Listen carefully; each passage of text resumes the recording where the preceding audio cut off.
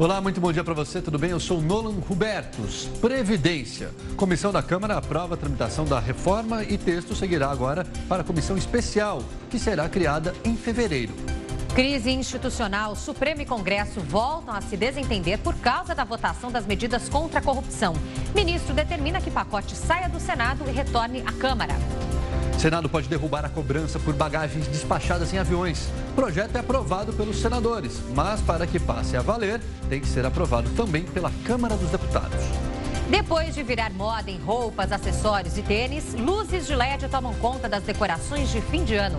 São lâmpadas que economizam energia e que, segundo especialistas, podem durar por muitos e muitos natais. O governo anuncia hoje pacote de medidas para estimular a economia. Um dos principais pontos é o alívio das dívidas de empresas e das famílias. A ideia é que o trabalhador endividado possa usar parte do FGTS para pagar dívidas. E por isso a enquete de hoje quer saber: você concorda com o uso de parte do Fundo de Garantia para pagar contas em atraso? Para votar, entre nas redes sociais, use a hashtag #LinkRecordNews. Divida sua opinião com a gente, participe do nosso jornal, porque começa agora a primeira edição do Link Record News.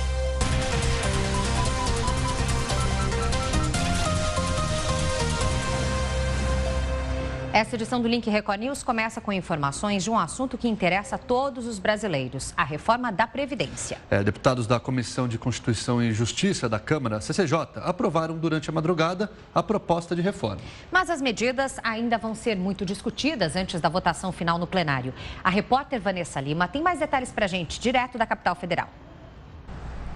Olá, pessoal do Link Record News. Agora a reforma vai ser debatida numa comissão especial que só vai ser instalada em fevereiro, depois do recesso dos deputados. Ficou para o ano que vem por causa da pressão dos partidos de oposição. A sessão começou ontem e foram 9 horas de debates até a decisão final por volta das 3 horas da manhã. O parecer que considerou a reforma de acordo com a Constituição só passou na CCJ com o placar apertado, 31 votos a 20. Agora, novas discussões só depois da eleição da nova mesa diretora da Câmara, que deve acontecer em fevereiro. Voltamos ao estúdio da Record News. Obrigada, Vanessa. Como funciona a Previdência Social no país com o maior número de idosos no mundo? Esse é o desafio do Japão, onde 1/3 da população tem mais de 65 anos e a expectativa de vida gira em torno dos 84. É o que mostra agora a correspondente em Tóquio, Cíntia Godoy. Um levantamento recente de uma empresa de consultoria norte-americana que avaliou 27 países apontou o Japão como o segundo pior sistema de aposentadorias da lista, ficando à frente apenas da Argentina. O Brasil aparece em 16º. A contribuição é obrigatória para as pessoas de 20 a 59 anos que trabalham fora de casa ou não.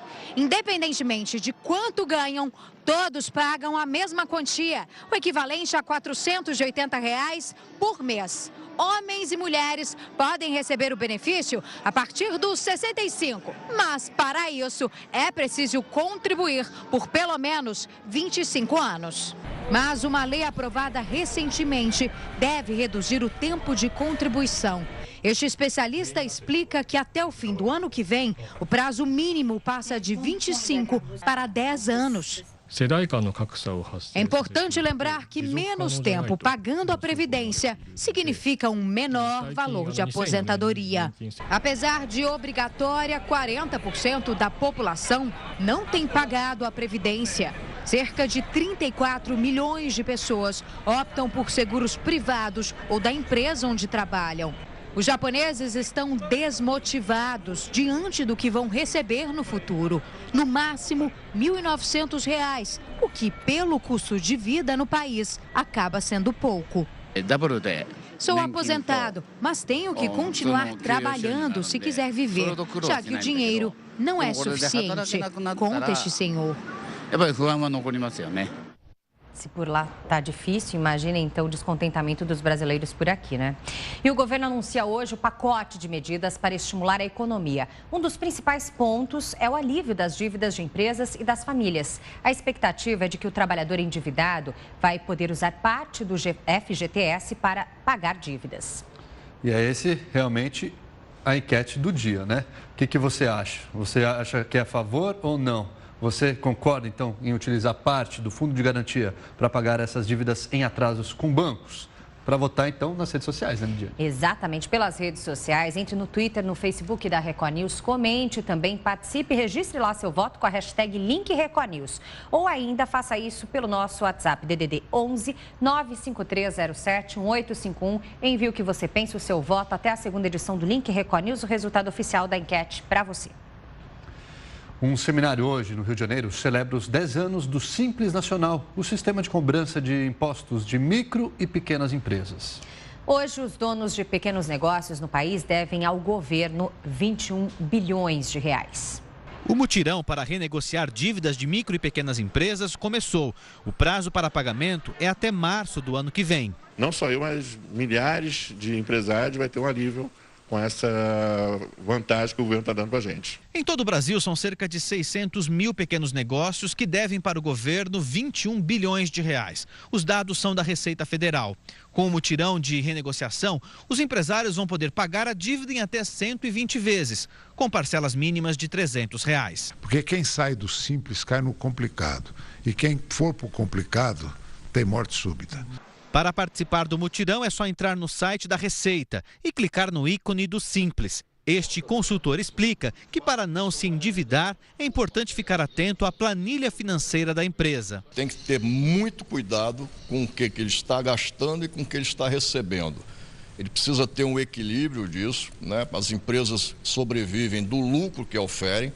Então, quando há esse desequilíbrio entre receita e despesa, é um momento de grande perigo porque passa a micro pequena empresa ou micro pequeno empreendedor. O nível de atividade da economia brasileira continuou no vermelho em outubro deste ano. O Produto Interno Bruto apresentou retração de 0,48% na comparação com setembro deste ano. Já na comparação com outubro do ano passado, o nível de atividade recuou 5,29%. Em 2015, de acordo com o IBGE, o PIB recuou 3,8%. Para o fechamento de 2016, a estimativa dos analistas dos bancos é de um recuo de 3,48%. A emenda constitucional que limita os gastos públicos foi promulgada agora há pouco pelo Congresso em sessão solene. Com isso, a PEC 55, que foi votada e aprovada pelo Senado na última terça-feira, ganha força de lei. Com isso, os gastos públicos só poderão aumentar de acordo com a inflação do ano anterior. Participaram da sessão os presidentes do Senado, Renan Calheiros, e da Câmara, Rodrigo Maia, além de outros parlamentares. O vice-presidente da Câmara, Valdir Maranhão, foi quem leu a nova emenda constitucional. A sessão durou apenas alguns minutos. E o Senado pode derrubar a cobrança por bagagens despachadas em aviões. O projeto foi aprovado em votação simbólica no plenário do Senado. Mas para que passe a valer, tem que ser aprovado pela Câmara dos Deputados. Ele revoga a decisão da Agência Nacional de Aviação Civil. Pela ANAC, a partir de março do ano que vem, as companhias aéreas estarão liberadas para cobrar pelas malas despachadas de acordo com o peso da bagagem.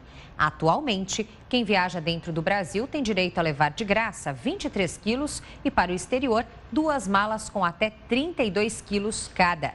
O peso da bagagem de mão passará de 5 para 10 quilos. Nesse caso, sem cobrança. Vai dar polêmica isso ainda, né?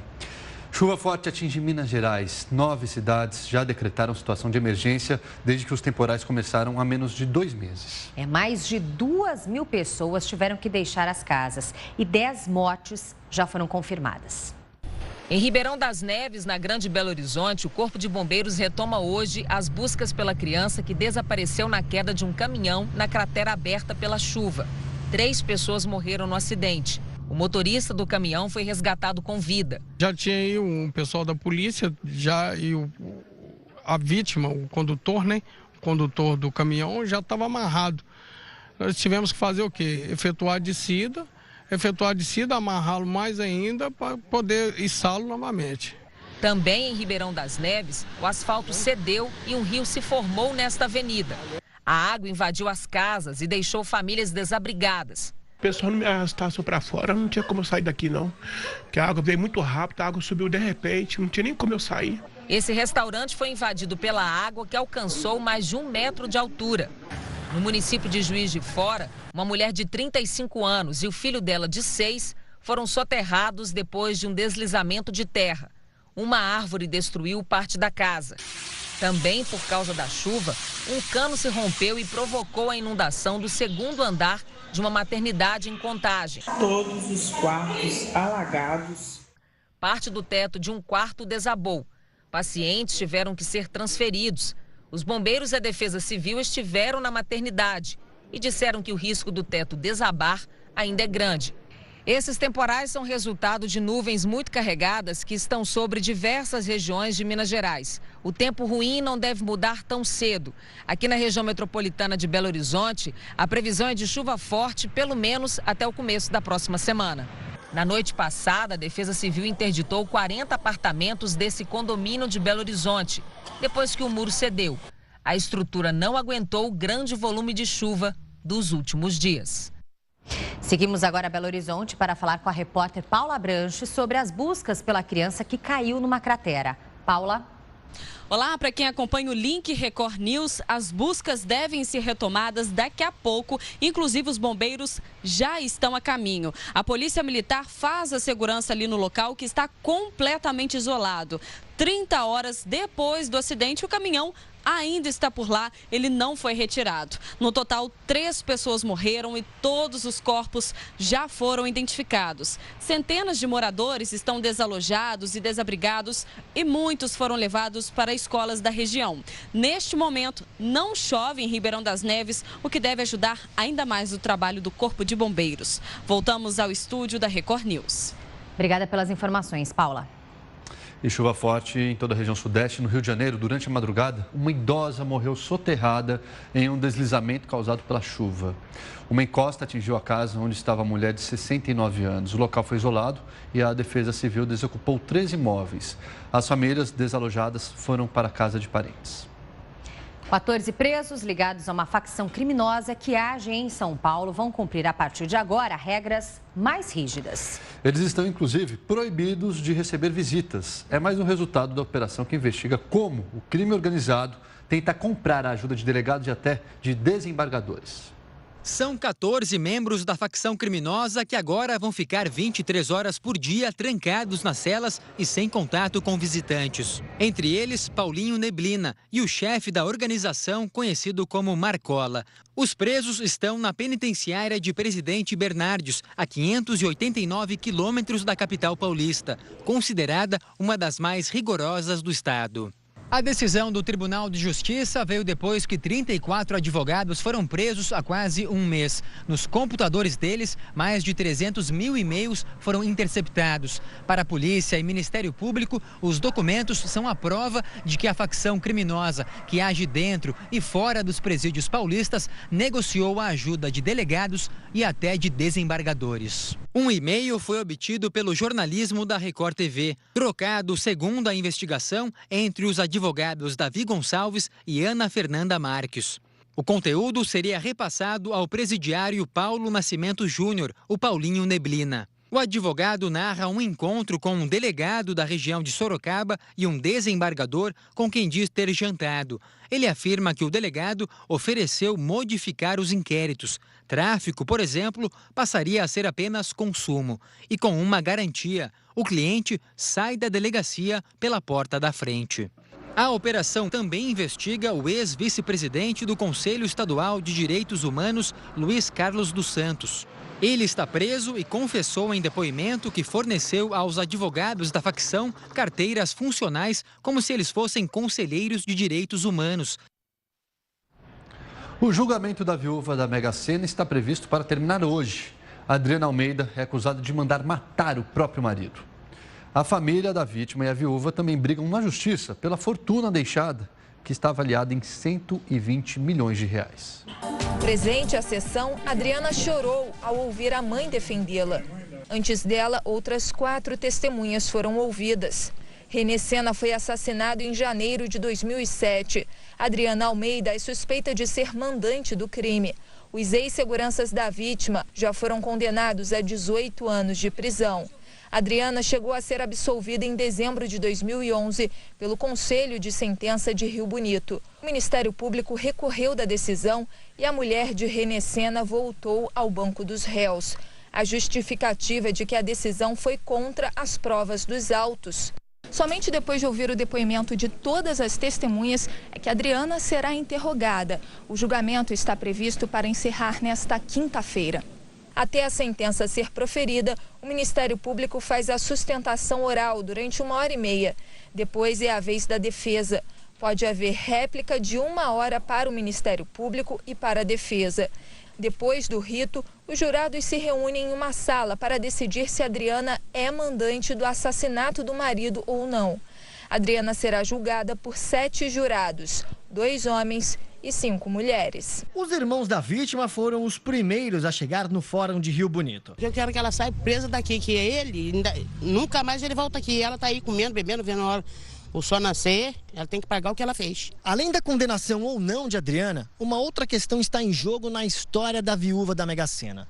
Toda a fortuna da vítima, hoje estimada em 120 milhões de reais, está numa conta bancária bloqueada pela justiça e é objeto de disputa da própria Adriana, da filha de René e também de todos os irmãos dele. Ainda de acordo com o advogado dos irmãos da vítima, Adriana e René nunca tiveram a união estável reconhecida pela justiça. A relação de convivência entre o casal foi base, inclusive, para um outro processo criminal contra a Ré. Nós soubemos que ela foi tentar reconhecimento da união estável em Maricá. Nós fomos a Arraial do Cabo, pegamos a certidão de registro do imóvel, onde ela declarou que não vivia em união estável e ela foi condenada em Arraial do Cabo, no artigo 299 do Código Penal, crime de falsidade ideológica. Uma das irmãs de René comentou que ele, antes de morrer, já havia mencionado a vontade de doar parte da fortuna para a família. Nós sempre fomos uma família muito unida, e principalmente o René. O René era uma pessoa muito boa de coração e eu acredito que ele não ia deixar os irmãos fora disso tudo, porque fomos nós que ajudamos eles. Em 2006, René iniciou um relacionamento com Adriana. Pouco tempo depois, a ex-cabeleireira, 25 anos mais jovem, foi morar com René na fazenda dele. Adriana parou de trabalhar e passou a circular em carros de luxo, sempre acompanhada por seguranças. Ela passava a maior parte do tempo em uma academia de ginástica. Passou também por uma transformação visual. Fez preenchimento nos lábios, pintou os cabelos de loiro e começou a usar roupas de marcas de grife famosas. Depois de virar manchete dos principais jornais do país, Adriana ganhou o apelido de viúva da Mega Sena. Agora, a vida dela está nas mãos dos 7 jurados que compõem o tribunal do júri. São eles quem vão dar um fim nessa história trágica que começou com uma jogada de sorte. O que nós queremos mesmo é a justiça sobre o assassinato dele. Bom, e agora a gente segue ao vivo para Curitiba, no Paraná, onde está a Fabiana Vantuch com os destaques da região. Fabiana, bom dia para você. Bom dia, Fabiana. Olá, Lidiane Nolan, bom dia para vocês, bom dia a todos. O destaque de hoje é a 5ª fase da Operação Pecúlio, deflagrada pela Polícia Federal, que resultou na prisão de 12 vereadores de Foz do Iguaçu. Essa operação investiga fraudes em licitações para prestação de serviços e realização de obras na área da saúde. Cerca de 150 policiais federais cumprem desde a madrugada de hoje 78 mandados judiciais, sendo 20 de prisão preventiva, 8 de prisão temporária, 11 de condução coercitiva, que é quando a pessoa é obrigada a prestar depoimento, e 39 de busca e apreensão. De acordo com a Polícia Federal, 12 vereadores dos 15 que atuam em Foz do Iguaçu foram presos até agora, acusados de envolvimento no esquema. As imagens cedidas pela PF mostram as apreensões realizadas até o momento. Os agentes encontraram dinheiro que seria ilícito. A quantia apreendida ainda não foi divulgada. De acordo com as investigações, somente em algumas obras de pavimentação em Foz do Iguaçu foram constatados prejuízos em torno de 4,5 milhões de reais. E a ex-secretária de Saúde de Foz do Iguaçu, Patrícia Foster, também foi presa nesta quinta-feira. E agora o assunto é Lava Jato. Hoje o juiz Sérgio Moro interroga os últimos réus no processo relativo à 31ª fase da operação, que investiga irregularidades nas obras do Centro de Pesquisa e Desenvolvimento da Petrobras, no Rio de Janeiro. De acordo com a denúncia do Ministério Público Federal, o consórcio, formado por 5 empresas, pagou 20 milhões de reais em propina para conseguir o contrato de execução das obras do Centro de Pesquisas. Esse consórcio era composto pelas empresas OAS, Carioca Engenharia, Construbase, Chain e Construcap. Segundo os procuradores, estas empreiteiras pagaram propina para uma construtora concorrente não participar da licitação. Prestam depoimento nesta quinta-feira os ex-executivos da Chain Engenharia, Edson Freire Coutinho e José Antônio Schwartz, o ex-executivo da construtora Ferreira Guedes, Erasto Messias da Silva Júnior, e o diretor da Construbase, Genésio Schiavinato Júnior. Os réus respondem pelos crimes de corrupção e lavagem de dinheiro. As audiências começam a partir das 14h.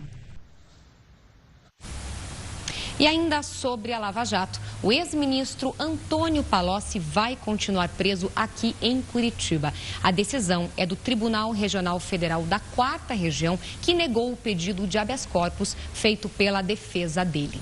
Os advogados de Palocci argumentaram que a acusação de que ele teria tentado destruir provas não é razoável e que os depósitos no exterior apontados na investigação ainda não foram rastreados. Na negativa de liberdade, o desembargador responsável afirmou que a prisão preventiva de Palocci deve ser mantida para preservar a ordem pública em um quadro de corrupção sistêmica. Lembrando que Palocci foi indiciado por lavagem de dinheiro pela Polícia Federal na última segunda-feira, junto com o ex-presidente Lula e mais 5 pessoas. Conforme as investigações, o ex-ministro operava distribuindo a propina paga pela empreiteira Odebrecht ao Partido dos Trabalhadores. E esses foram os destaques de hoje aqui do Paraná. Nolan e Lidiane, voltamos com vocês aí no estúdio. Bom trabalho a todos. A gente se vê amanhã. A gente se vê amanhã. Muito obrigado, Fabiana. Obrigada, Fabiana. Bom trabalho. E olha, será enterrado amanhã à tarde o corpo do arcebispo emérito de São Paulo, Dom Paulo Evaristo Arnes. O corpo está sendo velado e será enterrado na Catedral da Sé, no centro da capital paulista. Dom Paulo Evaristo Arnes, de 95 anos, morreu de falência múltipla dos órgãos decorrente de uma pneumonia. Filho de imigrantes alemães, ele nasceu em Forquilinha, Santa Catarina, onde se tornou sacerdote. A trajetória de Dom Paulo Evaristo Arnes se mistura com o ativismo político e a luta pelos direitos humanos. O religioso foi um dos principais opositores da ditadura. Ele escreveu 56 livros. O mais conhecido, Brasil Nunca Mais, denuncia os crimes de tortura durante o regime militar. Também apoiou movimentos políticos como as Diretas Já. E ao lado da irmã Zilda Arnes, que morreu no terremoto do Haiti, criou a Pastoral da Infância. No papado de João Paulo II, perdeu influência na cúpula da Igreja Católica e passou a viver recluso em um convento na Grande São Paulo. Ele era uma pessoa agregadora, ele não aparecia, ele não era uma pessoa, uma celebridade, ele atuava. A polícia investiga o assassinato de mais um motorista do aplicativo Uber. De acordo com os familiares, o homem de 31 anos trabalhava há apenas 2 semanas dirigindo para a empresa. Tiago Alcântara de Souza, de 31 anos, foi achado morto dentro do próprio carro a apenas 5 minutos de casa. O veículo estava batido e com os vidros do lado direito quebrados. O carro foi encontrado por policiais militares em uma rua de grande circulação na parte central de Campo Grande, na zona oeste do Rio de Janeiro. Tiago teria sido morto com um único disparo de arma de fogo. Segundo parentes, naquela noite, ele saiu de casa para trabalhar como motorista de Uber. Fez várias corridas e teria parado para beber com amigos em um bar. O crime teria acontecido quando ele voltava para casa. Os autores teriam sido 2 homens em uma moto. Segundo a polícia, ainda é cedo para afirmar a motivação do crime. Os agentes da DH trabalham com algumas linhas de investigação, como tentativa de roubo. Segundo os parentes, fazia apenas 2 semanas que Tiago tinha começado a dirigir pelo Uber. Ele era casado e tinha 2 filhas. Olha, o número de veículos guinchados em São Paulo bateu recorde no primeiro semestre deste ano. Foram mais de 11 mil apreensões por estacionamento em local proibido ou de maneira irregular. Nolan, o motorista tem que tomar muito cuidado agora, viu? Além da multa, ele tem que pagar mais de R$500 para resgatar o carro apreendido. Aos domingos, Guilherme estacionava o carro sempre no mesmo local em frente ao trabalho, uma rotatória. Até que uma noite ele voltou e o carro havia sumido. Eu entrei em desespero, eu pensei que o meu carro tinha sido furtado, né? O vendedor alertou a polícia, mas quando ligou para a CET, descobriu onde estava o veículo. E eu entrei em contato com os 88 com o BO feito do meu carro como furto, como dado como roubado. Aí eu entrei em contato, aí eu passei a placa do meu veículo.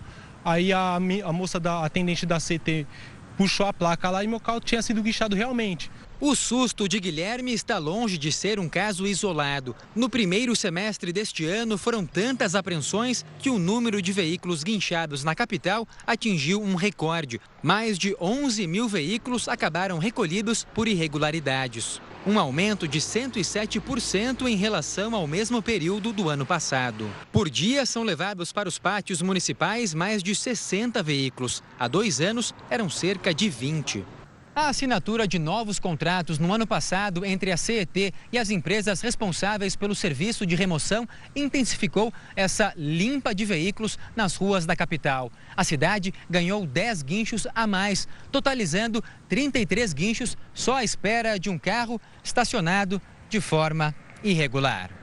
O Código de Trânsito Brasileiro prevê 29 tipos de infrações em que o veículo pode ser removido. Entre elas, parar sobre a faixa de pedestre, sobre a calçada, ciclovia ou faixa de ônibus, em locais com placa de proibido parar, em frente à guia rebaixada, a mais de 50 centímetros da calçada e a menos de 5 metros da esquina. Em caso de apreensão, o dono deve ligar para o número 1188 para saber para qual pátio o carro foi levado, pagar as taxas e o custo da estadia em um posto do Detran e apresentar o documento de liberação para retirar o veículo do pátio. O motorista ainda terá que pagar a multa por estacionamento irregular, que varia de R$ 53 a R$ 128 e de 3 a 5 pontos na carteira. Para veículos leves, a taxa de remoção é de R$ 576 e mais R$ 46 pela diária de estadia no pátio. A CET informou que o aumento dos guinchamentos é resultado do desrespeito dos motoristas às leis de trânsito. Quando um veículo é guinchado, a empresa contratada pela CET deixa um cavalete no local. Guilherme reclama que no local onde o carro dele estava estacionado não havia nenhum aviso. Se ele não tivesse descoberto logo onde estava o veículo, o custo da retirada poderia ter sido bem maior. Ou ele poderia até ter perdido o carro. Também coloca um limite de data para estar aí buscando o carro, senão eles colocam o meu carro em leilão. A CET diz que casos como esse ocorrem por vandalismo ou furto do cavalete. Guilherme pagou as taxas e pegou o carro de volta no dia seguinte. E não para mais em qualquer lugar. O segredo é atenção total. É atenção total, exatamente. Eu vou tomar muito cuidado nesse aspecto. Ladrões cavaram um túnel de 5 metros para furtar gasolina de dutos da Petrobras na Grande São Paulo. No galpão foram encontrados tanques com capacidade para armazenar mais de 20 mil litros de combustível. Todos estavam cheios. A identificação borracharia era só fachada. Os criminosos usavam o galpão desativado para furtar gasolina de uma tubulação subterrânea da Petrobras. E a polícia só descobriu o crime porque parte do combustível vazou e os moradores sentiram o cheiro. Os ladrões cavaram um buraco de 3 metros de profundidade dentro do galpão. Depois, fizeram um túnel de 5 metros de comprimento para perfurar a tubulação onde passava a gasolina. A gasolina era retirada da tubulação com uma mangueira e ficava armazenada aqui no galpão. Lá dentro estão 7 tanques com capacidade para 21 mil litros de combustível. E quando os policiais chegaram aqui, eles estavam cheios. A gasolina que vazou encharcou o solo e atingiu um córrego que passa ao lado. Já tem um caminhão coletando esse combustível que está vazando, né? A CETESB já está acionada também para avaliar o dano aí, mas houve alguma contaminação sim. Quando a PM chegou, o galpão estava vazio. Por enquanto, nenhum suspeito foi identificado. A polícia ainda não sabe há quanto tempo o combustível vinha sendo retirado da tubulação. A análise desse caso com o nosso comentarista de segurança, Renato Lombardi. Oi, Lombardi. A investigação da polícia visa identificar, primeiro, quem alugou o depósito. Segundo, quem é o proprietário dos tanques onde estavam armazenados 21 mil litros de combustível. Terceiro, quem é a pessoa que fez a ligação, que abriu o túnel e fez a ligação com o duto da Petrobras? Afinal de contas, nenhum leigo faz isso. Alguém que realmente saiba lidar com esse tipo de trabalho, esse tipo de ligação. Pode ser alguém, inclusive, que tenha trabalhado na própria Petrobras e que sabia onde passava o duto com todo o combustível. A polícia vai também ampliar o leque de investigação para saber se não é o mesmo grupo que já foi descoberto há cerca de 20 dias, 25 dias, também aqui na Grande São Paulo, com o furto. Isso é um furto de combustível. Agora, é incrível isso que acontece. Os criminosos são tão impunes, agem de uma maneira tão livre, como se não fossem descobertos, e que furtam um combustível da Petrobras, em que abastecem o quê? Postos de gasolina. Por isso que quando o combustível ele é entregue a um posto que a bandeira é meio duvidosa, você tem que tomar muito cuidado para saber de onde vem esse combustível que está abastecendo seu carro. A polícia também está tentando identificar um outro grupo que vem agindo há muito tempo em São Paulo no desvio de combustível. O desvio de combustível não da Petrobras, e sim das refinarias. De qualquer forma, é um leque muito importante que vem sendo ampliado na investigação policial, mas é uma coisa impressionante, né? Vão lá, abrem um túnel de 3 metros, fazem uma ligação com o duto, começam a furtar a gasolina, colocam em tanques, os tanques os caminhões são abastecidos, entregam para postos de gasolina e parece que fica por isso mesmo. E a punição? Qual a punição? Que crime é esse? É um crime de furto. A punição, espero que não seja muito branda, porque o crime de furto é uma punição bem branda. Obrigado, Renato Lombardi. E as vendas de calçados no Brasil caíram 11% neste ano. O setor foi salvo pelas exportações, que aumentaram principalmente para Estados Unidos, Argentina e França. O verão ainda nem começou e esta empresa de Novo Hamburgo já fabrica os calçados da coleção outono-inverno. São produzidos em média 1.000 pares por dia. Em ano de crise, a aposta é nas vendas para fora do país. 20% da produção tem mercado garantido no exterior. Cada vez mais eu acho que o design das marcas brasileiras, acho que cada vez mais a gente está atraindo os clientes do mercado exterior. O Rio Grande do Sul é o estado que mais exporta calçados no Brasil. De janeiro a novembro, foram vendidos mais de 25 milhões de pares para fora do país. É um crescimento de 42% em relação ao mesmo período do ano passado. Os Estados Unidos são o principal destino dos calçados brasileiros. Argentina e França aparecem na sequência entre os principais compradores. Desde o início do ano, o setor embarcou 108 milhões de pares e movimentou 871 milhões de dólares. A Associação Brasileira das Indústrias de Calçados acredita que as exportações salvaram as empresas de fechar o ano no vermelho. O que nós estamos comemorando esse ano foi o início da recuperação de nossa participação no mercado internacional. Nós tivemos um crescimento em relação ao ano passado de 3% em média. O mercado interno deve terminar 2016 com uma queda de 8% nas vendas na comparação com o ano anterior. Mas a partir de agora, o setor aposta em uma retomada. O mercado interno mostra para o ano de 2017 já um caminho em direção à normalidade. Bom, agora a gente te convida para participar da enquete do dia. Você concorda com o uso de parte do Fundo de Garantia para pagar suas dívidas? Lembrando que hoje o ministro Henrique Meirelles deve anunciar aí medidas na economia, e uma delas, que o pessoal tem divulgado aí, estaria exatamente essa. Quer dizer, pode usar uma parte do fundo de garantia para pagar dívidas em atraso nos bancos. É isso aí. O que você acha sobre o assunto? Para votar, entre nas redes sociais, no Twitter, no Facebook da Record News e comente também. Participe, registre lá sua mensagem e o seu voto com a hashtag #LinkRecordNews. Ou ainda pelo nosso WhatsApp, isso é possível também. DDD 11 95307 1851. Já temos participação. Temos participação, a gente vai saber de onde, quem mandou pra gente, olha lá. É o Hélio de Valença, no Rio de Janeiro, concordo. Vai ajudar muita gente que está devendo, inclusive eu. Tá aí, Hélio. Boa sorte. O Denner, de Curitiba, no Paraná? Sim, afinal trabalhamos e ganhamos esse dinheiro. Nada mais justo que possamos usá-lo para nosso benefício. Obrigada, Denner. O Hugo, de Belo Horizonte, Minas Gerais.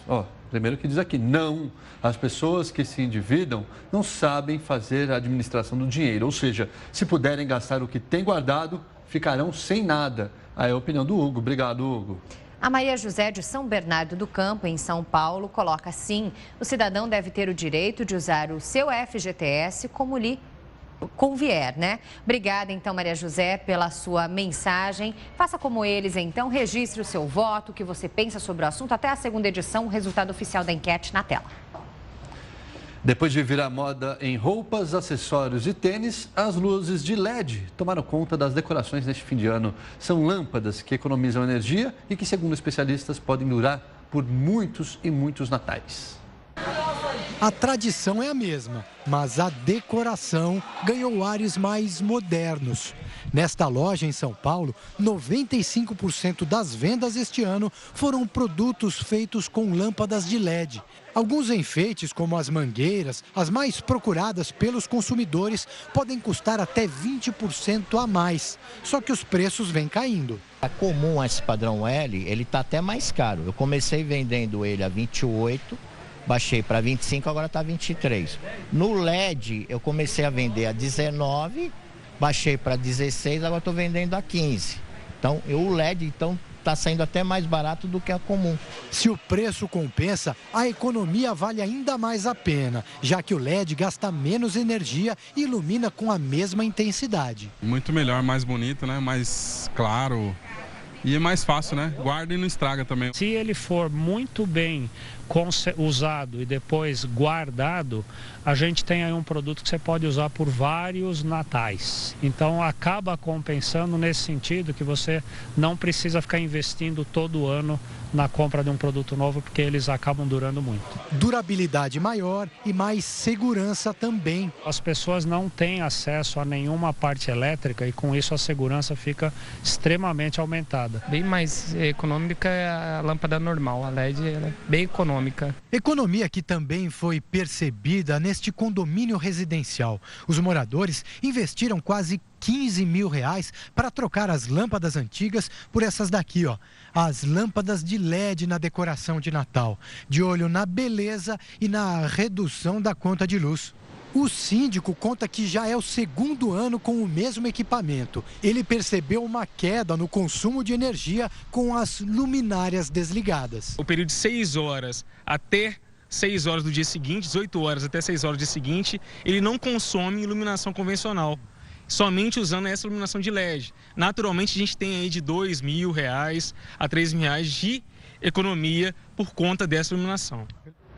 Com muita economia, e agora a gente fala de excesso de energia, porque os filhos estão cheios de energia e os pais, claro, ficam preocupados em dar a eles a chance de aprender inglês, natação, balé e outras coisas. Mas essa agenda cheia pode, inclusive, ser prejudicial às crianças. O excesso de compromissos leva a dificuldades na escola e a problemas como estresse e depressão. Perigoso. O Yuri não para. Gosta de brincar como toda criança e até pouco tempo tinha a agenda cheia de atividades. Era tanta coisa que nem ele mesmo lembra de tudo o que fazia. Fazia futebol, fazia natação, fazia também judô, fazia, como é o nome? Capoeira. Eu fazia só esses 4. Só esses 4. Pra gente tentar sugar um pouquinho isso, colocar ele para gastar, né, toda essa energia que ele tem, a gente encaminhou ele para uma academia, onde ele passava quase que toda a tarde e já na volta para casa era só mesmo para dormir. A rotina do Yuri era igual a de muitas crianças nos dias de hoje. Os pais se preocupam tanto em mantê-los ocupados e às vezes não percebem o limite dos próprios filhos. E o que acontece? Essa criança, ao final do dia, ela está completamente cansada. Às vezes ela faz atividades que não dão prazer, não causam prazer. E você percebe nela o cansaço, a desatenção, muitas vezes na sala de aula. E esse excesso de compromissos pode ser prejudicial para as crianças. Muitas até desenvolvem problemas comuns em adultos, como a depressão e o estresse. Os especialistas alertam que é preciso entender qual atividade dá mais prazer para a criança e respeitar esse limite. Verifica com a tua criança aquilo que dá prazer a ela. E depois tenta colocar no máximo 2 atividades. Isso já são suficientes. Um balé, uma aula de inglês. O Yuri hoje precisou dar uma paradinha. Ele ficou de recuperação na escola e trocou as atividades pela aula de reforço. E ele vai ficar um bom tempo só brincando nas horas livres. Lá na frente, vai ver que valeu a pena. Papai vai até marcar um futsal, seu passadinho. Sabão, seu passadinho. Então você vai estudar muito para isso? Muito. Isso aí, bom estudo. E alunos de uma universidade se mobilizaram para ajudar um vendedor de bolos que iria ficar sem clientes durante as férias dos estudantes. O esforço diário de um vendedor de bolos não passou despercebido pelos alunos da PUC, no Rio de Janeiro. No primeiro momento, ele me chamou a atenção pela persistência. Toda vez que a gente passa pela PUC na entrada, né, nesse entra e sai corriqueiro, o Haroldo não para de repetir bolo, bolo, bolo, bolo, bolo, bolo, bolo. Há um ano, o seu Haroldo Soares, de 64 anos, decidiu vender os bolos que a dona Shirley, a mulher dele, faz para sobreviver. Ele sai todo dia da comunidade onde vive, na zona oeste do Rio, e vai para a Gávea de ônibus. Lá, ele oferece os quitutes aos universitários e só volta para casa depois que vende tudo. Eu comentei com alguns amigos sobre a persistência desse cara. Ele não para, independente se tá sol, chuva, noite ou dia, poucas ou muitas pessoas, ele não para de repetir bolo, bolo, bolo, bolo. A renda não chega a um salário mínimo, mas o seu Haroldo consegue sustentar a mulher, os 4 filhos e as 2 netas. Um dos filhos, inclusive, é aluno de engenharia mecânica da PUC. E a batalha diária do vendedor simpático e carismático sensibilizou os estudantes. Ele chamou a atenção também de um outro estudante de engenharia que pegou uma situação bem peculiar dele. Após vender o último bolo, o Haroldo olhou para o céu, agradeceu a Deus e foi apertando a mão de cada vendedor, cada barraquinha que tem em frente à PUC. O estudante de comunicação social, Wendy Andrade, de 23 anos, publicou a história do seu Haroldo em uma rede social e o post teve mais de 20 mil compartilhamentos. A partir desse relato, a vida do Haroldo já começou a mudar, porque ele ia vendendo bolo e as pessoas não aceitavam troco. O bolo custa R$3, as pessoas davam R$20 e não queriam troco. E o Haroldo, ele costumava demorar assim mais ou menos 5 até 9 horas para poder vender todos os seus bolos. O Haroldo começou a vender seus bolos em torno de 40 minutos a 1 hora. Todo mundo comprava o bolo do Haroldo. A repercussão foi tanta que os alunos da universidade resolveram arrecadar um dinheiro entre eles para que o vendedor não ficasse no prejuízo com a chegada das férias. Assim começou a campanha chamada Natal do Haroldo, que até teve barraquinha no campus para arrecadar dinheiro. Os jovens conseguiram recolher, olha só, R$10 mil em 3 dias. E eles entregaram o cheque ao vendedor nessa semana. Feliz final de ano, feliz ano novo. Que o ano de 2017 seja de realizações para todas essas pessoas que estão me proporcionando essa grande felicidade que não tem nem palavras para descrever esta tão importante ação de vocês. Eu fiz a foto do Haroldo, né? Foi uma foto bem legal, porque quando eu fui fotografar o Haroldo, ele tava meio sem jeito. E todo mundo vendo na rua fotografar ele, começaram a brincar, bolo, bolo, bolo, bolo. Aí ele olhou pro céu e começou a agradecer. E a foto saiu bem espontânea, bem bonita. E após essa foto, eu não tinha ideia do que poderia acontecer, mas a foto viralizou. O seu Haroldo contou que pretende quitar algumas dívidas com a quantia que ganhou. O carinho dos alunos é tanto que alguns já traçaram até estratégia de marketing para ajudar o seu Haroldo a aumentar as vendas. A lição de superação do homem humilde sensibilizou a todos ao redor dele. E como diz a postagem do rapaz que compartilhou essa história, quem faz o bem, colhe o bem. Merece muito! Que bacana, é o espírito do Natal também que vai se espalhando, né? Solidariedade, né? Os termômetros registraram 1,5 graus ou 1,5. Você sabe qual o jeito certo de falar? Saiba logo depois do intervalo com o nosso colunista, o professor de português, Rodrigo Maia. E veja também flagrante de violência no futebol gaúcho. Torcedores e jogadores revoltados com a derrota do time agridem juiz durante o jogo. Olha que absurdo. Agora, 11 horas e 50 minutos. A gente volta daqui a pouco. Continue com a gente até já.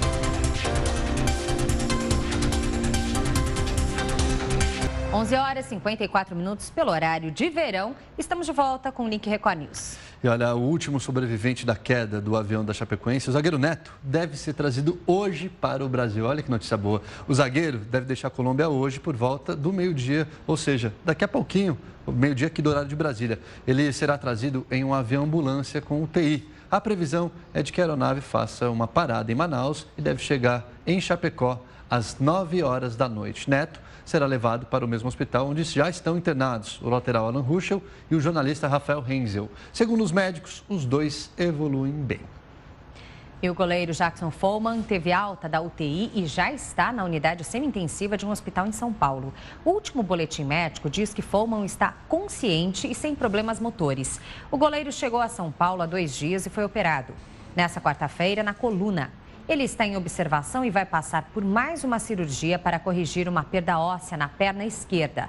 Essa operação será em Chapecó, interior de Santa Catarina, para onde Follmann deve ser transferido assim que tiver alta do hospital da capital paulista.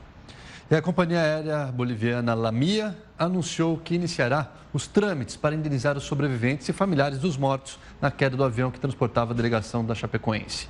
O valor da indenização para cada vítima será de $165 mil, ou pouco mais de R$550 mil. As informações foram confirmadas pelos advogados da companhia aérea. Das 77 pessoas a bordo do avião, 71 morreram, incluindo 19 jogadores da Chapecoense. Dos 6 sobreviventes, 4 eram brasileiros, 3 deles jogadores. O lateral Alan Ruschel, o goleiro Jackson Follmann e o zagueiro Neto e também um jornalista, o catarinense Rafael Renzel.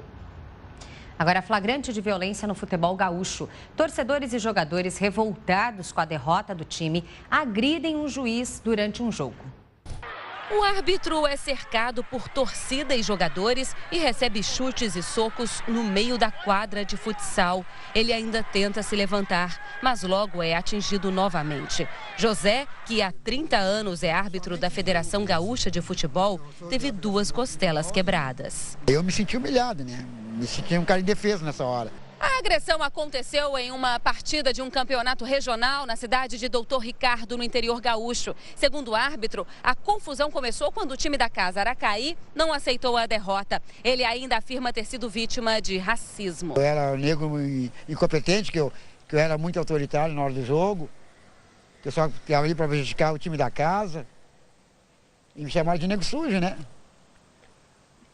Isso que eu fiquei sentido. José Luiz vai ficar, no mínimo, 4 meses afastado das quadras por conta dos ferimentos. Agora a polícia busca identificar os responsáveis. Ninguém do time de Aracaí quis falar sobre o assunto. Covardia, né, Lidiane? Covardia, a gente percebe ali o senhor na sua profissão, exercendo, né, a atividade já por anos, e aí essa agressão. E a gente lembra, depois da tragédia da Chapecoense, todo mundo, né, se comovendo, falando em paz, falando em menos briga, falando em menos morte relacionada a futebol. E aí torcedores e jogadores ficaram bravos porque o time não teve competência de ganhar e agrediram o senhor aí. Lamentável. Bom, os clubes brasileiros vão às compras para o ano que vem. Além das contratações de jogadores, há movimentação entre os técnicos também. O mercado da bola superaquecido e o Palmeiras, campeão brasileiro, deve anunciar o novo treinador nos próximos dias. No Corinthians, a situação de Oswaldo de Oliveira ainda está indefinida. O maior objetivo da temporada, que era a classificação para a Libertadores, não foi alcançado. O Campeonato Brasileiro terminou e a pressão sobre Oswaldo de Oliveira aumentou. mas ele ainda está treinador do Corinthians. Mesmo depois de uma longa reunião com o presidente Roberto de Andrade, Oswaldo de Oliveira não sabe se fica ou se deixa o clube. Este não é um problema para os outros grandes de São Paulo. Todos eles sabem quem vai comandar seus times. Santos, São Paulo e Palmeiras planejam a próxima temporada a partir do que querem seus treinadores. Eduardo Batista espera ser apresentado no Palmeiras esta semana. Ele já pode pensar num time com os meias, Ioran, da Chapecoense, e Rafael Veiga, do Coritiba, e o atacante Queno, do Santa Cruz, recém-contratados. No Santos, uma novidade para o ano que vem está definida. O zagueiro Kleber, que jogou no Corinthians em 2013 e estava no Hamburgo da Alemanha, foi contratado por R$7 milhões e 400 mil. O São Paulo de Rogério Ceni também promete se reforçar.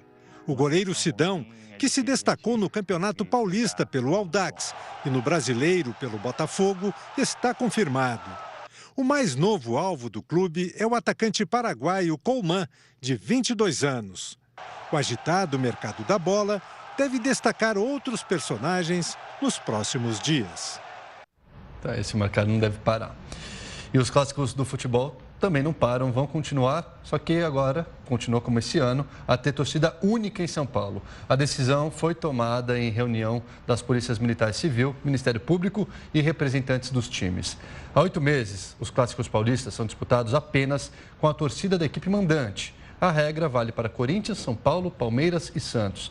A Secretaria de Segurança Pública informou que, com a medida, diminuiu pela metade o número de policiais necessários para escoltar torcidas organizadas. E a partir de agora, parte da nossa rede fica com a programação local. Bom, e a gente segue aqui com o link Record News e com a enquete do dia. A gente perguntou se você concorda em utilizar parte do FGTS, do Fundo de Garantia, para pagar parte das dívidas com os bancos, aquelas dívidas atrasadas, né, Lidiane? Exatamente. Vote, participe aqui da nossa programação pelas redes sociais, #link Record News ou ainda pelo nosso WhatsApp. Muito fácil, salve como contato, link Record News e depois envie sua mensagem. DDD 11 95307 1851. Tem mais participação agora na tela. Tem participação, vamos ver de quem e da onde ela vem. Olha só, João Manuel de Groaíras, Goiás. Concordo, pois poderá ajudar muitas pessoas. Obrigado, João. Tem também a participação agora da Neide, de Petrópolis, no Rio de Janeiro. Não, eu vejo esse dinheiro como uma segurança quando somos dispensados do serviço. É o que pensa então a Neide. Obrigada pela mensagem. O Honório de Osasco, São Paulo, não concordo com a liberação. As pessoas vão gastar mais, ficando com a dívida e sem um FGTS. A melhor forma é controlar seus gastos. Aí a opinião do Honório, muito obrigado. A Irene de Curitiba, no Paraná, compartilha o seguinte: sim, até porque os juros provenientes de uma dívida em atraso com o banco são muito maiores que o rendimento do fundo retido. Obrigada, Irene. O Newton de Campinas, interior de São Paulo, também não concorda. Ele fala o seguinte: o FGTS foi criado para garantir o sustento do desempregado após ser demitido. Tá aí, Newton, obrigado pela sua participação. E você aí de casa também pode continuar participando, assim como eles fizeram. DDD 11, telefone 95307-1851 ou ainda pelas redes sociais, #link Record News. Você manda a sua participação, a gente lê ao vivo aqui na nossa tela. Até a segunda edição, então, o resultado oficial da enquete do dia para você. Bom, agora a gente muda de assunto, fala sobre a língua portuguesa, a hora de tirar dúvidas. E para isso recebemos o professor Dr. Rodrigo Maia dos Santos, da PUC São Paulo. Oi, Rodrigo, tudo bem? Bom dia, Nola, bom dia, Lidiane, bom dia aos telespectadores. Eu começo já falando daquela pergunta que foi feita, né, na passagem de bloco aí para o intervalo. E, se possível, não sei se a gente já tem a imagem aqui para colocar, que eu trouxe aí de um site, né, de uma grande empresa de comunicação para falar para vocês. Eu quero começar fazendo uma pergunta.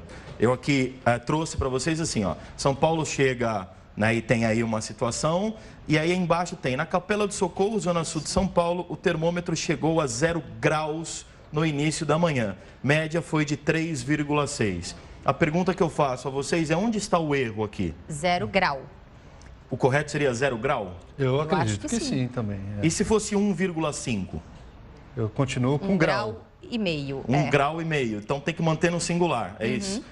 faço essa dica para vocês, a gente vê direto na imprensa, a gente vê em diversos órgãos, na televisão, no rádio, às vezes as pessoas falando, na internet tem bastante. Então, o plural de zero, na verdade, o zero não é conjugado no plural, não existe um plural de zero, porque zero é o vazio, é um conjunto vazio. E a gente aqui tem uma empresa bem grande de comunicação que tem esse tipo de erro e que acontece bastante. E o zero, as pessoas dizem, chegou a 0 graus. Zero não é mais de 1. Ou mesmo quando a gente fala de milhões, né? Por exemplo, uma fortuna de 1,9 milhão de reais ou $1 milhão. Então a dica é, zero não tem concordância com número plural, né? Na verdade com substantivo plural, pode ser hora inclusive. Você não vai falar assim, hoje aconteceu às 0 horas. É a 0 hora, né? Então, assim, o número 0, ele vai sempre se manter no singular, porque ele é um conjunto vazio. É que nem a questão, é meia-noite ou são meia-noite? Pois é, e agora, né? É mais de uma, né? O que a gente está falando? Você pode falar, são 24 horas, são 12 horas, se for meio-dia, mas se você vai falar de metade de alguma coisa, é menos de 1. Então, você vai usar no singular. Então, seja 1,2, 1,3, 1,9, 0,5, 0,8, 0, você sempre manterá a concordância no singular. Então, aqui a gente tem um erro, o correto seria, chegou a 0 grau no início da manhã, né? A média foi de 3,6, aí sim, graus, porque é mais de 1. Então, apenas a partir de 2 que a gente faz a concordância com o número plural. Você falou sobre o horário, né? Às vezes a gente pergunta que horas são, a pessoa... Talvez até pela sua pergunta, né, que horas são, ela responde, são 1h30. Tá errado, né, Rodrigo? São, na verdade, é 1h30, né? Então, assim, é 1h30, é 1h30. Você não fala 1h30. Na verdade, assim, na hora da fala, né, quando a gente está se comunicando, não é que esse tipo de erro é aceito de falar assim, na língua portuguesa tudo pode. Mas uma comunicação informal, às vezes a gente está comendo alguma coisa no restaurante, aqui almoçando, que horas são? São 1h30. Não tem um problema de comunicação. Agora, quando a gente pega um site de notícias oficial, aí é o que eu sempre digo, é uma adequação ao contexto de comunicação. Você sempre tem que entender a hora de ser formal no idioma e a hora que você pode ter uma linguagem mais informal no idioma. Por exemplo, na semana passada eu deixei a pergunta aqui se um corredor, Nolan aqui do esporte, né? Sempre fala bastante de esporte com a gente. Pratico muito. Né? Corintiano, né? Aliás, mandar um abraço para os meus amigos corintianos que mandam mensagem aqui. O Henrique Palhares é um deles, né? Corintiano, mandou mensagem para mim. O ponto é, né? Se um maratonista chegou na posição de número 2.345... Como é que você vai dizer em numeral ordinal? Primeiro lugar, segundo lugar, terceiro lugar, quarto lugar. Ele chegou bem lá agora, atrás, 2.345. Chegou em péssima colocação. Chegou numa péssima colocação. É uma pergunta muito recorrente, eu recebo bastante mensagem de alguns numerais. E a fonte da pergunta foi quando eles perguntaram assim para mim, professor, a gente vê o impostômetro? Eu até entrei no site do impostômetro. O impostômetro agora, ele está em 1 trilhão e alguma coisa. Aí um aluno meu perguntou em sala de aula, inclusive isso. Professor, mas e se passar de trilhão, fica como? Quadrilhão? Quatrilhão.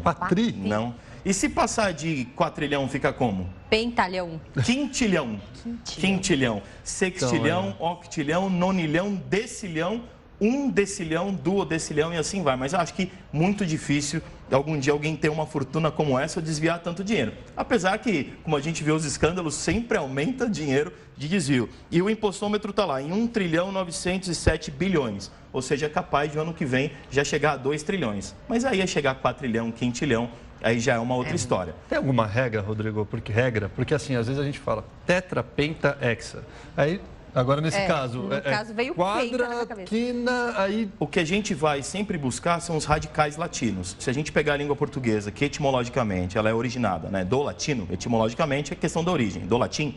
Então, assim, as palavras que a gente vai utilizar nesse sentido são palavras que a gente pega, normalmente prefixos, sufixos, radicais, a gente pega, faz esse empréstimo do latim para resolver a nossa vida. Eu sempre digo que um professor de português em sala de aula não é que ele deve saber falar latim, até porque latim não é uma língua mais falada em nenhum lugar do mundo, mas ele deve conhecer o latim, a estrutura, porque ele consegue para os alunos explicar algumas coisas, como por exemplo esses numerais. né? E esses numerais fazem sentido porque esses prefixos são todos latinos. Esse duo, esse essa quadra, penta, todos esses prefixos são latinos. Na caso do Palmeiras, por exemplo, que falaram de 9 vezes campeão, Enea campeão, né? E você vê que quando eu vou falar de bilhão, trilhão, eu vou de nonilhão. Pois é. Então, também uma relação com os ordinais e os cardinais latinos. Então, são os ordinais e cardinais latinos. Uma coisa é você dar o número em sua sequência, outra coisa é você dar o número na sua ordem. Você ordenar é uma coisa, você só sequenciar 1, 2, 3, 4 é outra. Então, a gente tem que achar os prefixos latinos. Agora, o corredor que chegou na posição de número 2.743. Ele vai chegar em 2 milésima, 300ª, 45ª. Porque quando você tem o milésima no número redondo, você vai falar primeira milésima, segunda milésima. Agora, quando o número não é redondo, ele é quebrado, você vai usar o primeiro como cardinal. Então, 2 milésima, 300ª, 45ª. Sempre essa regra. 2 milésima. 2 milésima. Milésima, porque você está falando de uma posição. 2 milésima, 300ª, 45ª. Se fosse só redondo, se ele chegasse na posição 2000, falaríamos segunda milésima, porque é um número redondo. Como é número quebrado, aí o primeiro vai para o cardinal, o resto fica no ordinal. É por isso que é melhor chegar sempre entre os 10. Numa péssima posição. Ou corre bastante para chegar entre os 10, para o jornalista poder falar. A gente sempre fala essas questões porque surgem as dúvidas, até falar para vocês, alguns jornalistas, não só da Record e da Record News, mas de outras emissoras estão mandando mensagem e perguntando algumas vezes, como é que eu escrevo lá no texto? A gente sempre informa, por quê? É a preocupação, Nola, a gente fala aqui, a preocupação de quando a gente está numa situação formal, usar adequadamente o idioma. Isso é muito importante. E saber que quando você está num uso informal, você pode aí ter uma ou outro deslize de português que não vai mudar a comunicação, porque a língua é viva, dinâmica e tem que ser muito bacana para todo mundo usar. Muito bacana. E o melhor de tudo, a gente pega aqui o Rodrigo em primeira mão para tirar todas as dúvidas da língua portuguesa para todo mundo que nos acompanha. É sempre com muito prazer que a gente faz isso. E mande sua dúvida que ele não liga de explicar pela milésima vez, não tem problema, ele explica de novo. A gente explica de novo, o mais importante eu que agradeço, um bom dia para todo mundo, eu que agradeço, mandem mensagem, o que eu puder aqui ajudar e responder, estou à disposição de todo mundo, tá bom? Obrigado e um bom dia. Obrigada, bom dia, até a próxima, Rodrigo. Bom, o Link Record News aproveita agora, faz uma rápida pausa para os nossos apoiadores e volta em instantes. Continue com a gente, até já.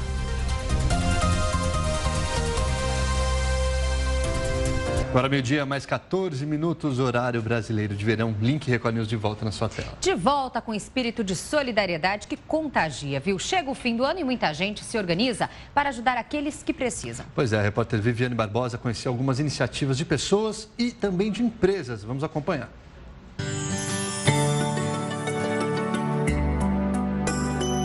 O Natal se aproxima. Junto vem o sentimento de amor e solidariedade.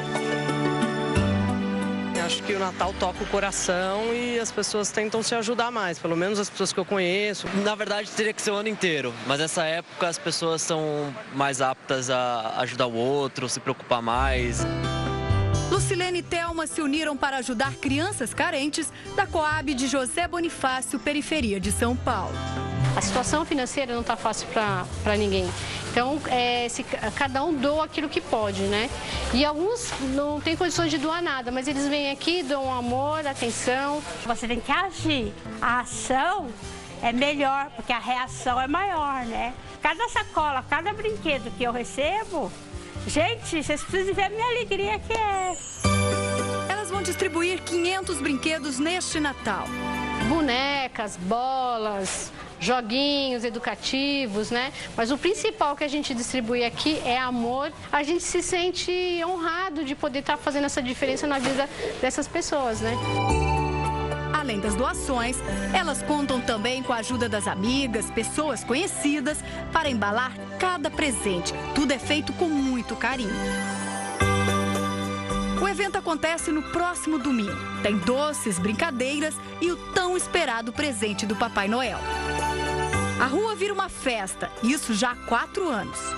Daí começa todo mundo perguntar: Lu, não vai fazer nada, você não vai fazer festa pra gente? Ó, a gente tá querendo a festa, né?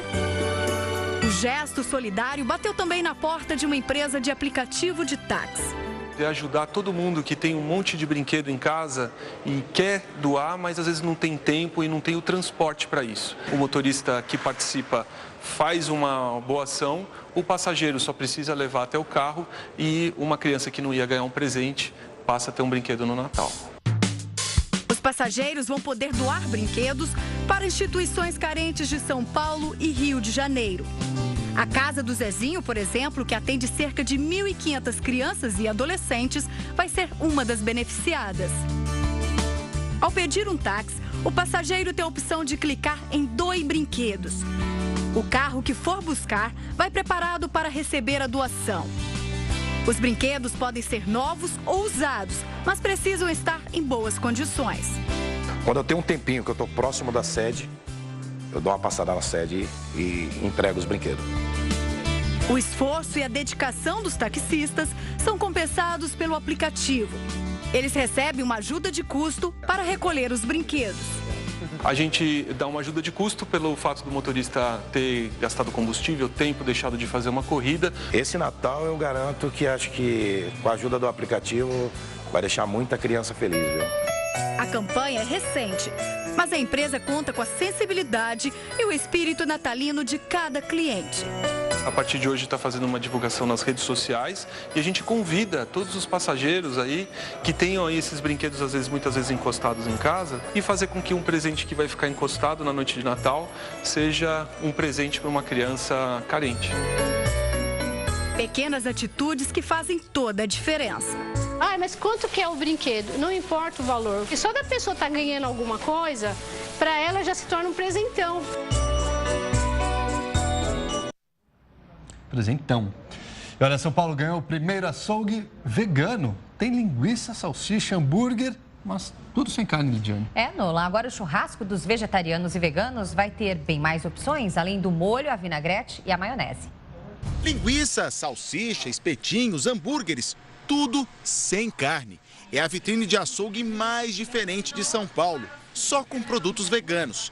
Ideia de uma arquiteta que resolveu se reinventar na cozinha depois que parou de comer carne. O teste caseiro virou um negócio em Perdizes, zona oeste da capital. A gente fez muita pesquisa, e entrar e pesquisar marca, e pesquisar todos os tipos de alimentos, e viu que no mercado estava faltando algumas opções. Então eu comecei a cozinhar bastante. Tenho vários amigos também, alguns amigos veganos, que começaram a amar e gostar e perguntaram quando que eu ia fazer para vender. Tem churrasqueira, carvão, legumes para vinagrete, tudo como em um açougue. Foi convidado para um churrasco vegano. Acha que vai encontrar apenas carne de soja? Está enganado. Desses produtos aqui, soja apenas no hambúrguer, que tem o tofu. Nesse espetinho aqui, ó, legumes, ao invés da carne, a proteína texturizada de soja. Os outros produtos, salsicha, essa carne com osso, na verdade o osso é um tubérculo, é o cará. Salsicha, linguiça, outros hambúrgueres são feitos de grão de bico, lentilha, ervilha, criatividade e sabor para quem não come carne. São 7 sabores de hambúrgueres, quinoa com ervas finas, ervilha com cenoura, grão de bico com especiarias são alguns deles. Custa entre R$ 6,90 e R$ 8,90 cada um. A salsicha é feita de batata, beterraba, cenoura e tomate seco. Todos os produtos são vendidos congelados. É o sabor, a consistência, a textura, é o diferencial. Poder usar ele em diversos tipos de pratos. O hambúrguer que a gente tem, a gente pode comer num sanduíche, como a gente pode comer com uma salada. Então a gente tem, é um leque assim que abre, porque o sabor dele é muito diferente. Fernanda não come nenhum tipo de carne há alguns anos. Mora no interior e numa rápida passada pela capital foi fazer uma compra no açougue. E a tendência, sem dúvida, é crescer. Eu acho que as pessoas que quiserem estar atualizados, elas têm que ir, porque as pessoas cada vez mais estão vindo para essa parte natural. As pessoas que realmente pensam na questão dos animais, na ética de animais. Já a Gabriela não é vegana, mas veio em busca de opções para receber a visita de uma prima que não come carne. Então a gente ia fazer um jantar e a gente não sabia o que ela podia comer. E aí a gente descobriu esse lugar, porque a gente mora aqui pertinho, e aí eu vim aqui comprar um hambúrguer para ela poder jantar com a gente e não ficar só na salada, né? E com tantas alternativas, não fica tão difícil inovar no churrasco. Antigamente, quem ia no churrasco, vai ter um vegetariano no churrasco. Prepara o vinagrete, é ali que ele está chegando. Agora, hoje em dia não é mais assim. Hoje tem espetinho, hoje tem linguiça, não é mais só a batata doce e vinagrete. Comida sem graça. Isso aí. A gente faz agora um rápido intervalo e no próximo bloco você vai ver. Supremo e Congresso voltam a se desentender por causa da votação das medidas contra a corrupção. Ministro determina que pacote saia do Senado e retorne à Câmara. E veja também, dívida de mais de 100 milhões de reais da Polícia Federal com a Casa da Moeda impede que passaportes sejam entregues. É já já.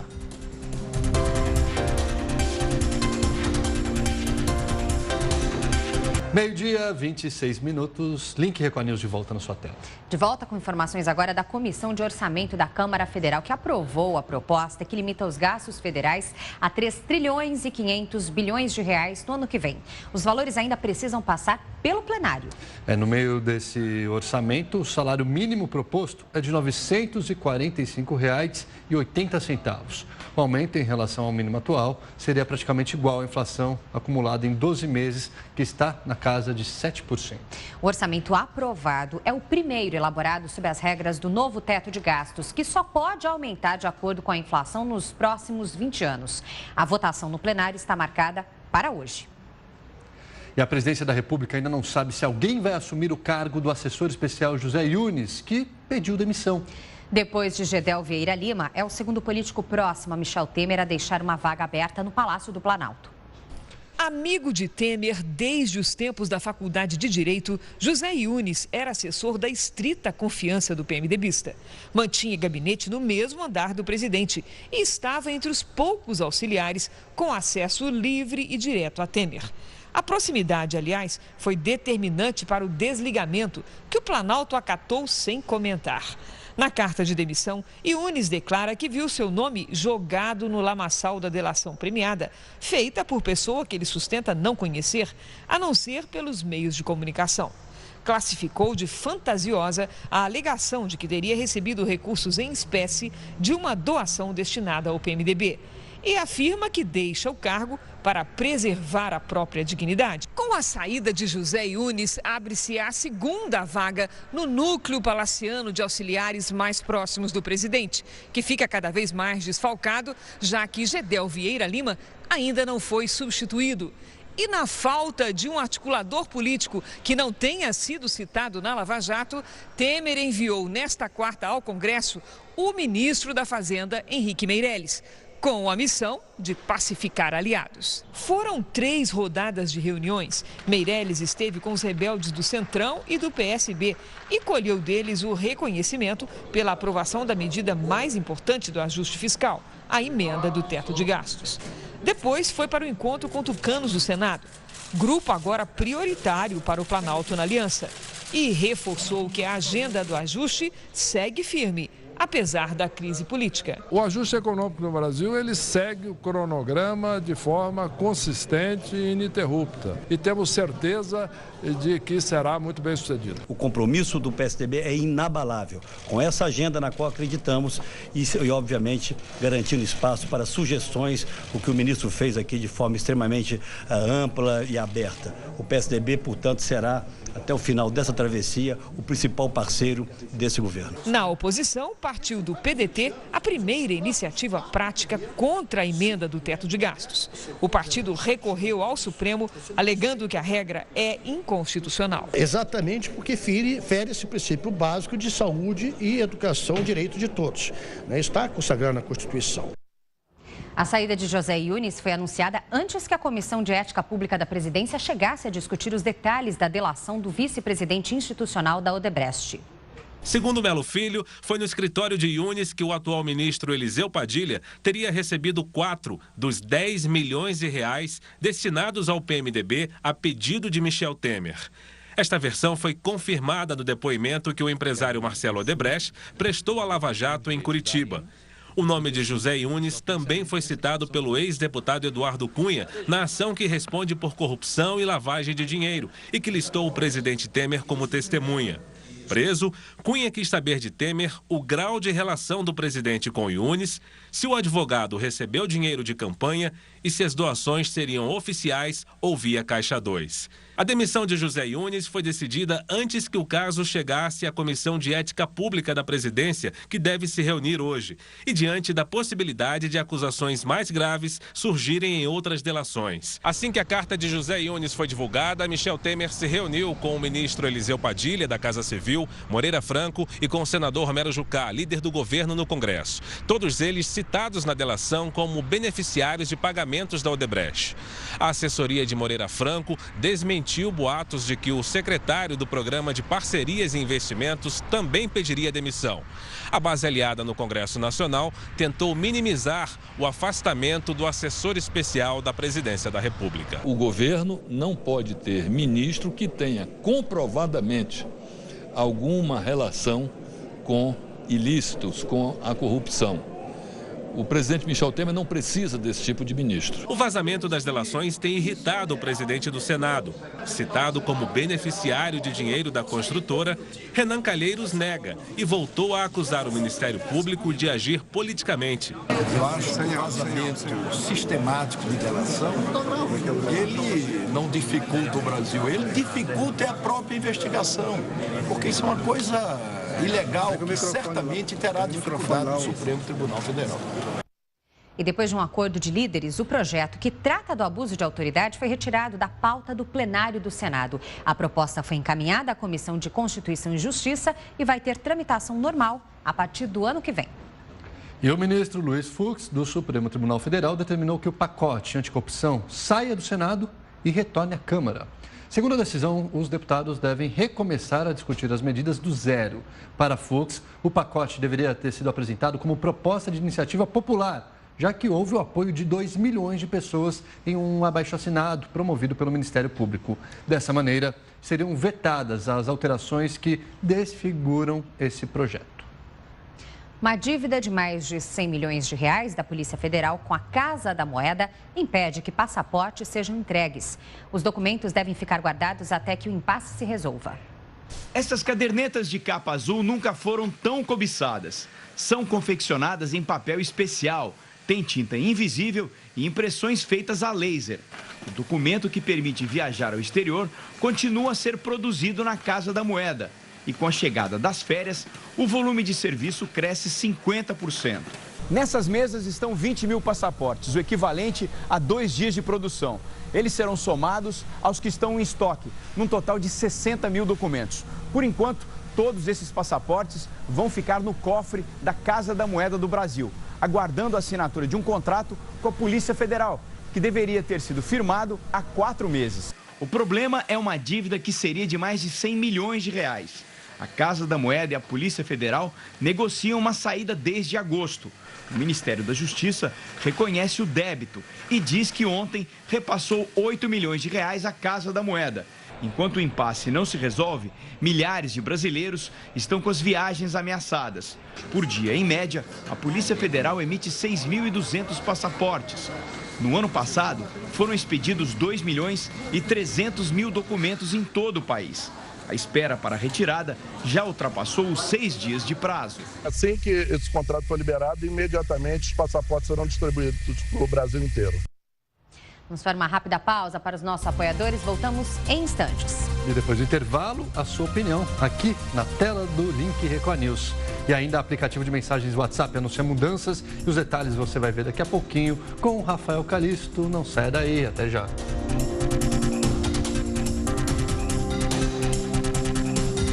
Meio-dia, 39 minutos, Link Record News de volta na sua tela. De volta e a gente convida agora o editor de mídias sociais da Record TV, Rafael Calisto, para saber o que movimenta até agora essa manhã fria, pelo menos aqui em São Paulo. Oi, Calisto, boa tarde. Boa tarde, Lili, boa tarde, Nolan, boa tarde para você que está assistindo a gente. Muita novidade para vocês. Primeiro, o WhatsApp, esse que você usa todos os dias, tem novidades sobre ele.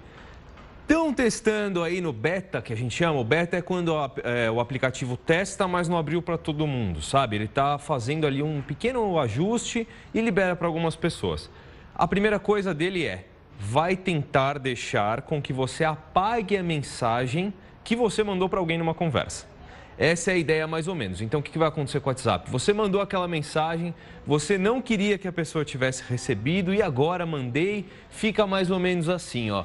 Mandei a mensagem, o que acontece? Pode ser que você tenha naquele botãozinho preto no comando a possibilidade de deletar. Mas e aí vai isso ficar antes da pessoa visualizar, ou não? depois. Depois. E aí fica ali, olha, a pessoa que enviou deletou a mensagem.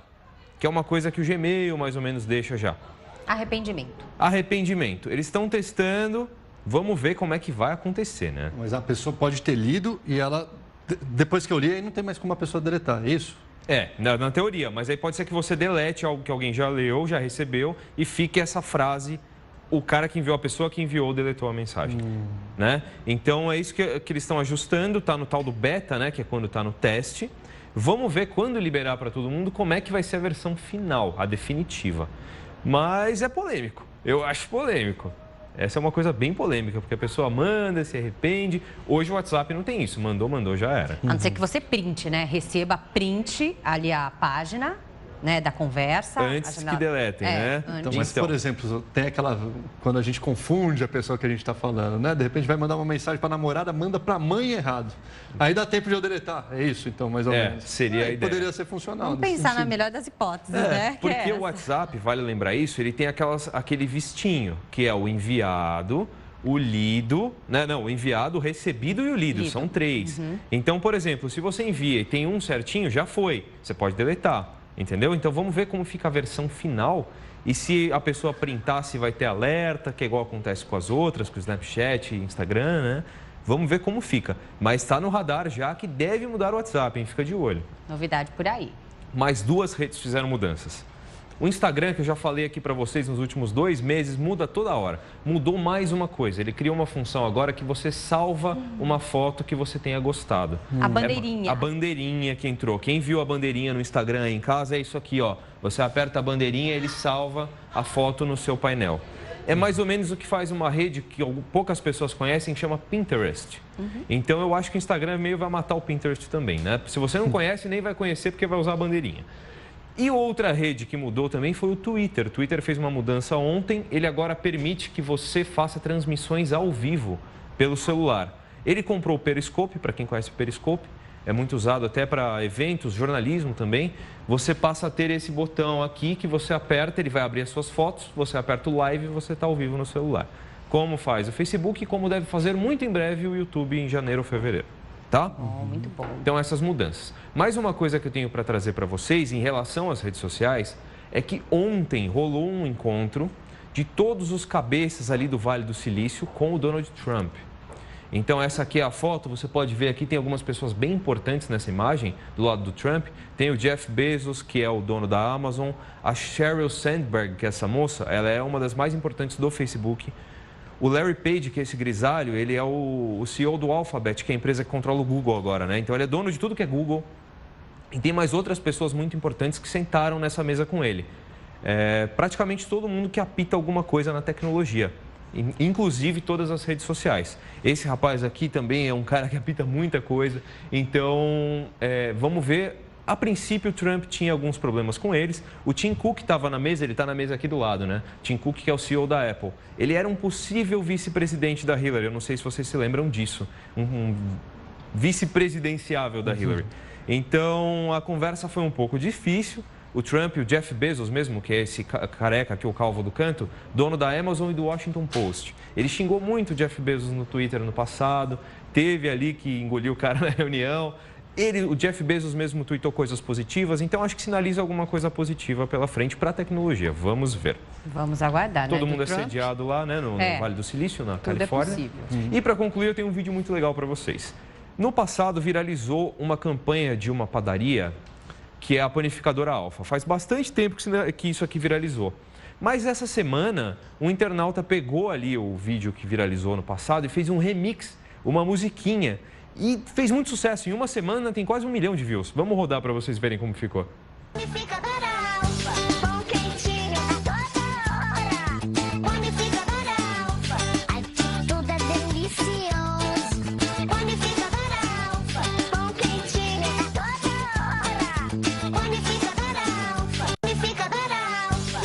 engraçado porque o comercial original não tinha música, era só as crianças falando, tem um brinquinho, não sei o quê. Já viralizou porque é bem curioso, né?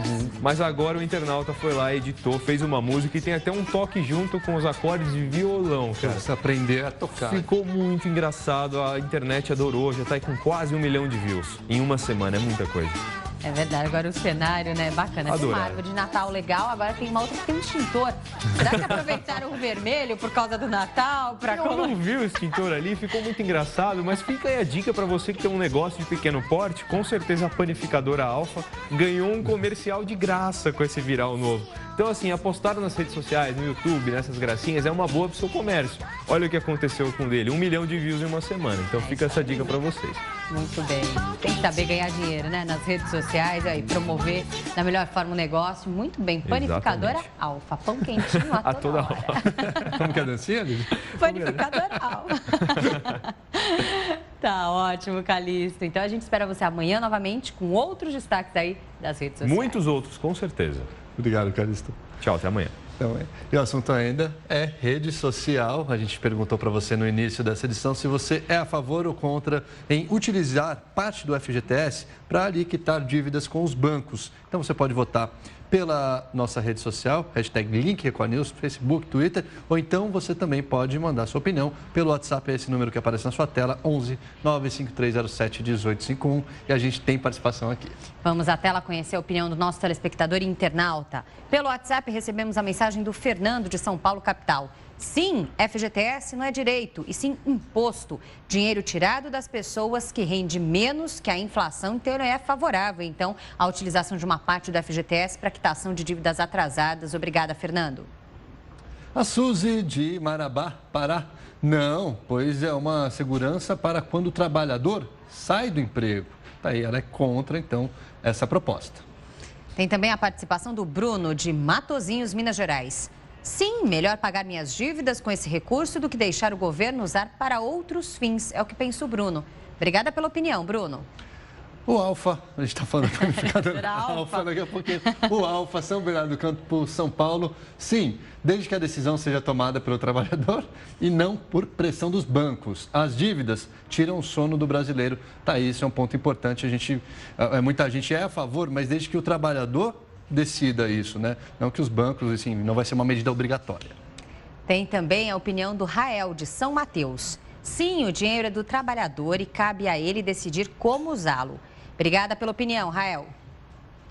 O Léo, de Vitória, no Espírito Santo. Eu concordo em usar o fundo de garantia para pagar as dívidas atrasadas. Dessa forma, vai melhorar a vida de muitos brasileiros. Tá certo, Léo? Obrigado pela sua participação. E você aí de casa também pode continuar participando com a gente pelo WhatsApp 11 95307 1851 ou então pela hashtag #LinkReconews nas redes sociais. Enquanto você participa, o Link Record News faz uma pausa para os nossos apoiadores e volta em instantes. Até já!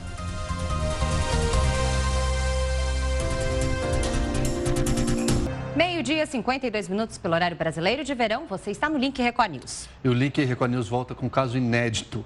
Uma mulher teve um bebê graças a um ovário congelado ainda na infância. A mulher, de 24 anos, deu à luz em um hospital em Londres. Um dos ovários dela havia sido removido e congelado. Quando a menina tinha 9 anos e passou por um tratamento de quimioterapia. Olha que interessante. No ano passado, os médicos transplantaram o tecido do ovário e aí ela conseguiu dar à luz. Aí um milagre da medicina, né, Diane? Bacana a história. Com certeza, um avanço, muitas comemorar aí com esse grande sucesso que eles conseguiram. É uma vida, ela teve que retirar o ovário e conseguiu aí ter um bebê. Bem bacana, legal a história. Bom, bacana também é porque hoje nós sabemos aqui, quinta-feira, dia de falar sobre o mundo pop, como sempre acontece. O destaque dessa semana fica por conta do cinema e também da música internacional. Não é só isso não, Lidiane, tem até uma mistura improvável de personagens de diferentes universos. Quem vai contar pra gente é a Daiane. Oi, Daiane.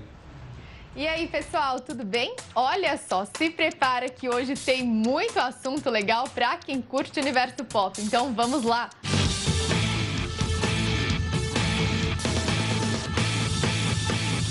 E para começar, nada melhor do que as novidades do cinema. O novo Homem-Aranha ainda nem estreou e a continuação do filme já tem data marcada. what's up, guys? Wait a minute. You want the real Avengers? Você não ouviu errado, não. Homem-Aranha de Volta ao Lar vai estrear em julho do ano que vem. Mas com sucesso praticamente certo, a Sony, detentora dos direitos do Cabeça de Teia, já agendou uma sequência para 2019. O novo longa vai reiniciar a saga do herói no cinema. Isso porque você já deve ter assistido a trilogia com Tobey Maguire vestindo o uniforme e talvez tenha acompanhado Andrew Garfield.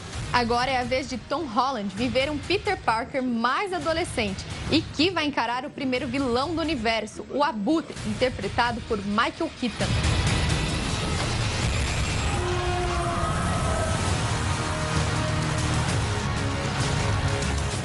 E não para por aí não. Robert Downey Jr., o Homem de Ferro, também está no filme, então chega logo 2017. Aproveitando o assunto, saíram os primeiros trailers de Velozes e Furiosos 8 e do novo longa de Planeta dos Macacos. Se você é fã dessa franquia repleta de carros tunados e muita aventura maluca, se liga no que vem por aí.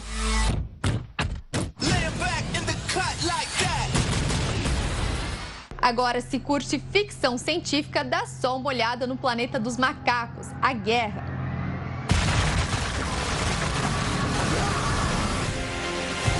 All of human history has led to this moment. Velozes e Furiosos 8 chega aos cinemas em abril, já Planeta dos Macacos em julho do ano que vem.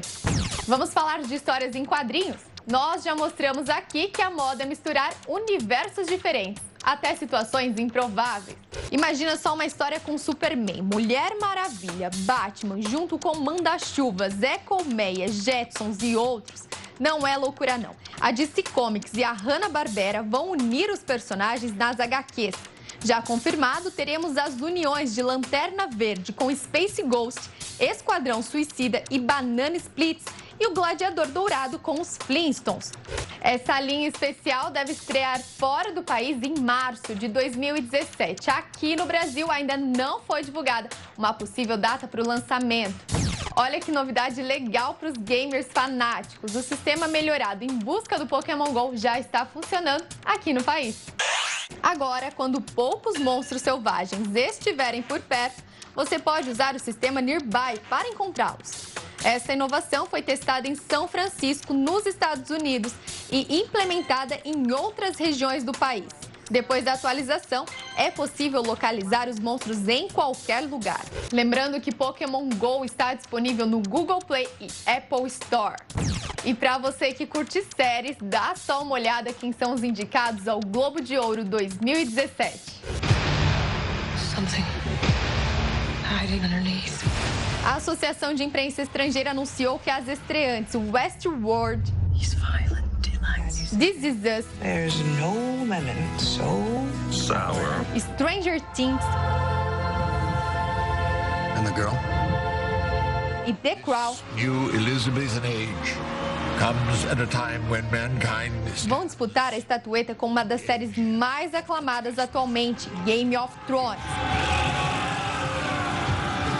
O Globo de Ouro acontece dia 8 de janeiro e só nos resta esperar para saber quem vai ganhar essa disputa acirrada. E para conferir a lista completa de todas as categorias, acesse goldenglobes.com. E tem premiação também no mundo da música. A Adele vai poder comemorar muito esse ano. Isso porque a Billboard nomeou a britânica pela segunda vez consecutiva como artista do ano. Não é para qualquer um, não é mesmo? A cantora, que tinha dado uma pausa na carreira, lançou no final de 2015 o álbum 25. E claro, o resultado não foi diferente. Ficou 10 semanas no topo das paradas com o single Hello.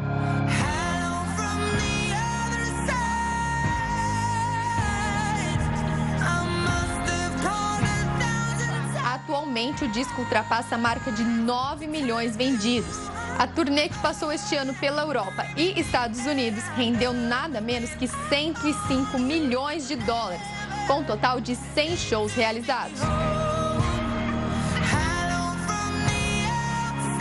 E anota aí que a cantora prometeu que vem o ano que vem aqui para o Brasil. Nós já estamos ansiosos.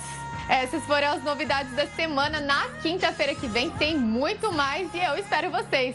Tchau!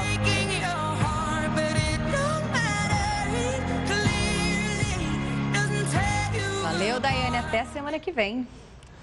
E olha agora uma imagem extraordinária. O tricampeão mundial de surf, Mick Fanning, pegou onda sob as luzes da aurora boreal na Noruega.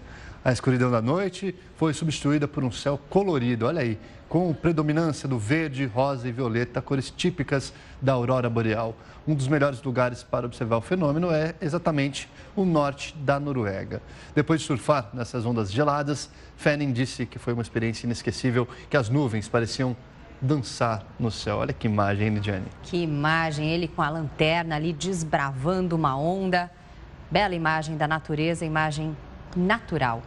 E com essa belíssima paisagem e a onda surfada por Mick Fanning, esta edição do Link Record News termina. Quer sugerir algum assunto para o jornal? Mande uma mensagem para o nosso WhatsApp e participe pelas redes sociais também. Use para isso a hashtag Link Record News. Acesse também a nossa página no Facebook, no nosso Twitter. Entre na página da Record News no portal R7.